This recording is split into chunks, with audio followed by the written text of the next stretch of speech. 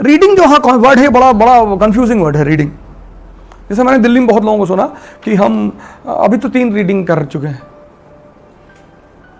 बड़ा confusing word है। जब तुम when you pick up a chapter, तो every chapter has a theme. जैसे for example 18th century India पहला चैप्टर है एनसीईआरटी का, तो what is the theme of that chapter? Weakness of India. क्योंकि जब भी कोई कमजोर होगा तभी वो गुलाम बनेगा। तो तुम चैप्टर के ऊपर लिख लो वीकनेस ऑफ इंडिया। तो weakness is on which front? Cultural, social, political. बस अब एक चीज लेकर तुमने चैप्टर शुरू किया पढ़ना कि साहब I have to find out the weaknesses of India. Weaknesses at what level? Political. क्योंकि गुलाम वही बनेगा जो कमजोर होगा। नहीं तो सर वहां पे फर्स्ट सेकंड रीडिंग का मुद्दा ही नहीं उठेगा। जब तुम क्लूलेस होकर पढ़ते हो, you pick up a chapter clueless, you don't know what to prepare in a particular chapter, तब सर आपको 10-50 रीडिंग मारनी पड़ेगी। आप 1000 रीडिंग मार लोगे तब भी आपको नहीं पता चलेगा कि मुझे पढ़ना क्या है इसमें। तुमने पॉलिटी में, you picked up a chapter in polity preamble, तो तुमने लिखा कि this is the philosophy of Indian constitution, this is the basic of Indian constitution. अब एक कोर मिल गया कि यार पूरा कॉन्स्टिट्यूशन इसी पे बेस्ड है। किस पे? We the people. तो सारी सोर्स कहां से निकल रही है? पीपल से। ये पहली लाइन तुमने क्लियर किया। We the people of India solemnly resolve, कसम खाते हैं हम। किस चीज की? Republic, socialism, democracy. तो तुम ये चारों वर्ड को फिर निकालोगे, उन पे नोट्स बनाओगे, पढ़ोगे कि ये होती क्या है। तो जब तुम फंडामेंटल राइट चैप्टर तैयार कर रहे होगे तो तुम उस चीज को ध्यान में रखोगे कि हमें प्रमोट क्या करना है? डेमोक्रेसी को। हमें प्रमोट क्या करना है? सोशलिज्म को। तो तुम्हें उसके जितने भी क्लॉजेस हैं वो कनेक्ट हो जाएंगे उससे, प्रियम्बल से। ठीक नहीं? और जब तुम किसी चीज को करते हो और समझ में नहीं आती, तो माइंड का एक नेचर है बोर्डम। बच्चों को ले जाओ मंदिर, तबाही मचा दे मंदिर में बच्चे, तबाही मचा दे। तुम उनसे कितने भगवान जी बैठे, भगवान आरती चल रही है, बच्चों को समझ में नहीं आता कि सब क्या कर रहे हो यार।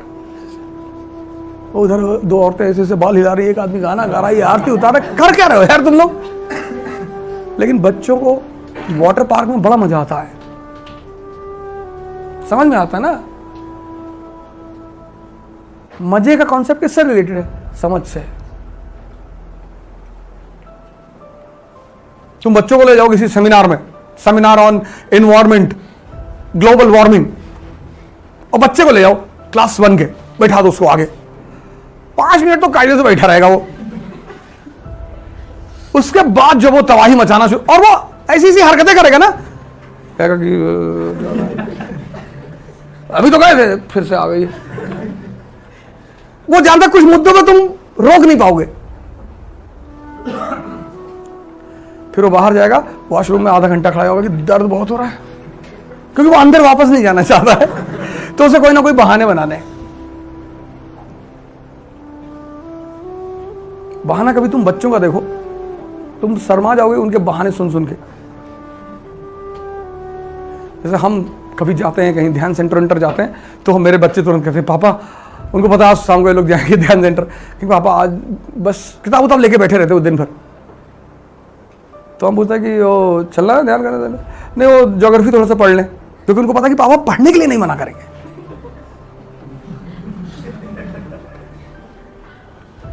अच्छा अच्छा पढ़ लो, आएंगे तो समझा देना। हाँ वो समझा देंगे, कोई बात नहीं।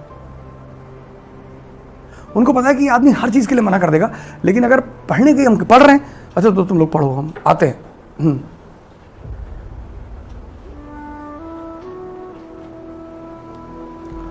तुमको अगर समझ में नहीं आएगा ना, तो तुम ईरान में जाके पढ़ो, यूएस में, किसी भी कोचिंग में पढ़ो।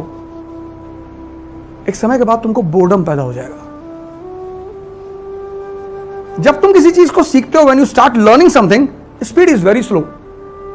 वो बड़ा इंपेशेंट करती है, स्लो स्पीड। तुम कोई भी चीज सीखोगे ना, कोई भी चीज, कोई भी, स्विमिंग सीखो, राइडिंग सीखो, कोई भी, जो भी चीज तुम सीखोगे, अगर तुमने पहले दिन ज्यादा ताकत लगा दी तो फिर तुम्हारे चित्त से ही वो खत्म हो जाएगी. You heard about Kapalbhati, and then you started doing Kapalbhati. और पहले दिन तुमने 3.5 घंटा कर ली, आते पलट गई, तुम आईसीयू में पहुंच गया. किसी भी चीज को एक ही दिन में खत्म करने की कोशिश कभी मत करना. जैसे you are going to learn car driving, और पहले दिन 100 पे उठा लिया तुमने, या फर्स्ट गियर में डाला और पूरा एक्सीलेटर दबा दिया, वो इंजन बिखर जाएगा ऐसे. इस पढ़ाई, in this preparation, here in studying, 90% people do this. दर्द होगा. This is the phase of IAS preparation. This is the first part. It's a painful part. यहां दर्द होगा, दर्द. But once you face the pain and you reach here, फिर तो मतलब तुम्हें जहां एक बार ये 3 चीज समझ में आ गई ना कोचिंग में, उसके बाद there is a possibility that you will say कि भैया अब हम कर लेंगे.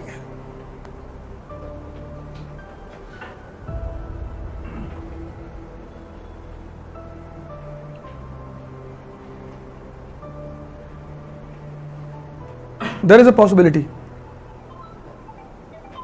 जब तुम कहोगे कि हम कर लेंगे. इसलिए सेल्फ स्टडी का बड़ा इंपॉर्टेंस है यहां पर. डेमोक्रेसी हिंदुस्तान में क्यों कमजोर है? क्योंकि यहां न्यूज़पेपर समझने वाले कम लोग हैं. Who is the fourth pillar of democracy? Press. Press. Press. Budget आया, चला गया. डिस्कशन किस पे होता रहा? शाहीन बाग पे. बजट आया, आपने मुझे 10,000 रुपए दिया खर्चा करने के लिए, आप मुझसे हिसाब मांगेंगे? मांगेंगे ना? तो गवर्नमेंट ऑफ इंडिया से कौन हिसाब मांगेगा? That is every year government comes out with economic survey. It gives it to its people कि ये लो साहब, ये हम लोग आपके नौकर, ये आपका पैसा यहां खर्चा कर रहे हैं. तुम्हारे पापा ने एक बहुत बड़ा मकान बनाया 10 करोड़ का, तुमने उस मकान को पहुंचा दिया 500 करोड़, सोने का लगवा दिया, टाइल वाइल और सोने की टंकी लगवा दी. तो जब वो घर बिकेगा तो तुम्हें दुख होगा? होगा ना? LIC कितने की कंपनी थी? 500 करोड़ की. आज कितनी है? 36 लाख करोड़ की. और अगर वो कंपनी बिक जाए, कंपनी है किसकी? हमारे पैसे की. पब्लिक सेक्टर का मतलब क्या? हमारा आपका पैसा. But do you find anyone panicking in this country? किसी को तुम देखते हो कि भैया हमारी LIC बिक रही भैया? नहीं. पता है क्यों? क्योंकि किसी को इकोनॉमी पता ही नहीं. जो 2-4% को पता है उनको मार के बिठा दिया जाएगा. है इतना बड़ा 1 बिलियन 50 करोड़. अब 10 लोग अगर इकोनॉमी पे लिखना शुरू कर देंगे, उनको पकड़ लिया जाएगा तुरंत. बट अगर 1 बिलियन 50 करोड़ में अगर 50 करोड़ लोग पूछ कहते हैं कि शाहीन बाग बाद में, पहले बजट दिखाओ हमको. ये एग्रीकल्चरल आउटपुट इतना, इंडस्ट्रियल ग्रोथ इतना, GDP एट कांस्टेंट प्राइस इतना, कहां खर्चा कर रहे हो पैसा हमारा? तो गवर्नमेंट प्रेशर में होती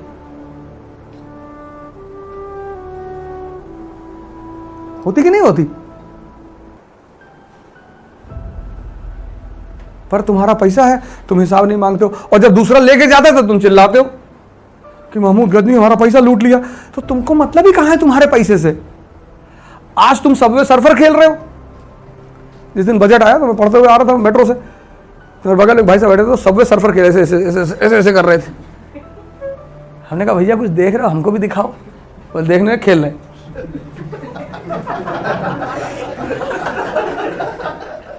है ना, कोई बढ़िया चीज देख रहे हो तो हमको भी दिखाओ. देख रहे हो.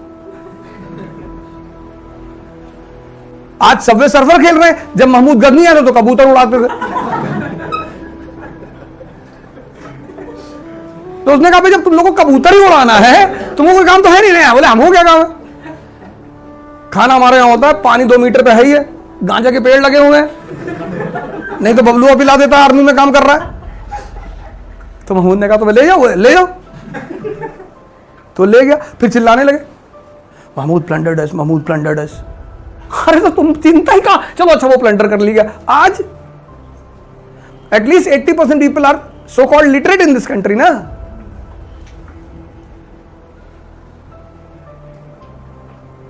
तुम्हारा लड़का तुमसे 1000 रुपए लेके गया, जब तुमने हिसाब मांगा उसने केटली उठा के पटक दी। अब डिस्कशन घर में चल रहा, केटली टूटी कैसे।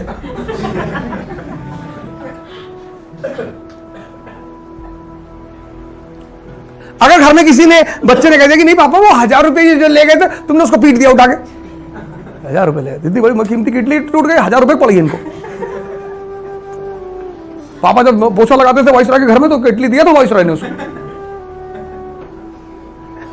पूरा मुद्दा ही चेंज हो गया कि दादा केटली लाए थे, वाइसरॉय घर में पोछा लगाते थे तब।